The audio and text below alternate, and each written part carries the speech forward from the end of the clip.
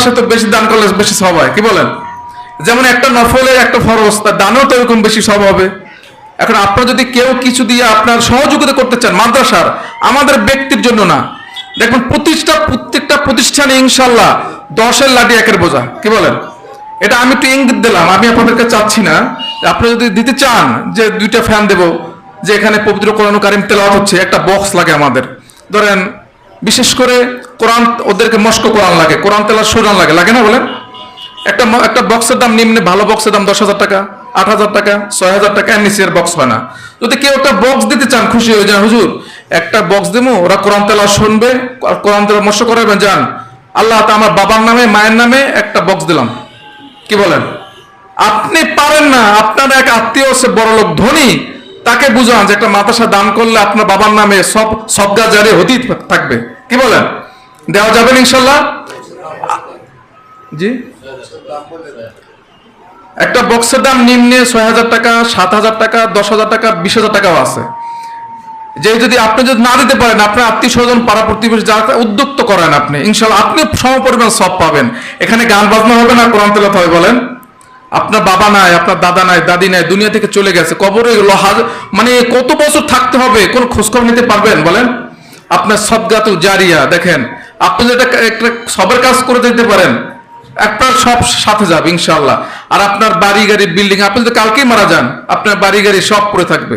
এমনকি আপনার আপন স্ত্রীও কয়েকদিন পরে আবার নতুন সঙ্গী করে আবার জীবনযাপন শুরু করবে, কি বলেন? দুনিয়াটা খুব বাস্তব, কঠিন, স্বার্থে ছাড়া কোনো মানুষ নাই, কি বলেন? যাই হোক, আল্লাহর জন্য করতে পারলে আপনার দুনিয়াও কামিয়াবি, আখিরাতেও কামিয়াবি। 3 নাম্বার হচ্ছে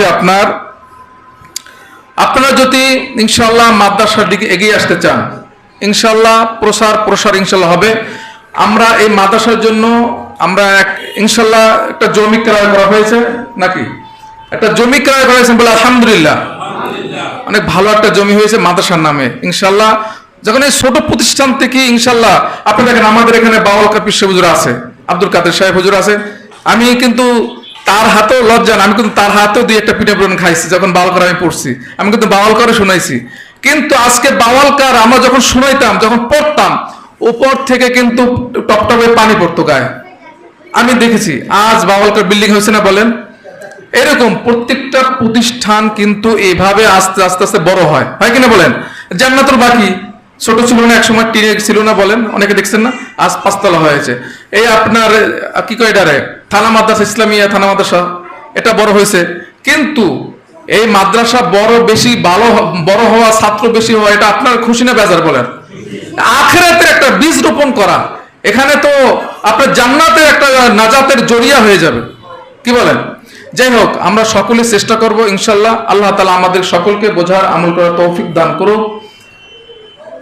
এখন আমাদের সামনে আমরা যেই প্রতিষ্ঠানে বসে আছি, বরগুনার ঐতিহ্য একটা প্রতিষ্ঠান, বরগুনা দারুল উলুম নেসারিয়া কামিল MA মডেল মাদ্রাসা। এখানে আমাদের উপাধ্যক্ষ আমাদের বাসমিসুল হুজুর আছেন। সম্মানিত হুজুর এখন আমাদের সামনে সংক্ষিপ্ত কিছু ইনশাআল্লাহ মূল্যবান আলোচনা করবেন, অল্প ইনশাআল্লাহ। আপনারা ধৈর্য হারাবেন না, মনোযোগ দিয়ে শুনবেন ইনশাআল্লাহ। যখন আসছেন আল্লাহ কামিয়াবি দান করবেন। হুজুরকে এখন মূল্যবান কথা বলার কিছু অনুরোধ করা গেল।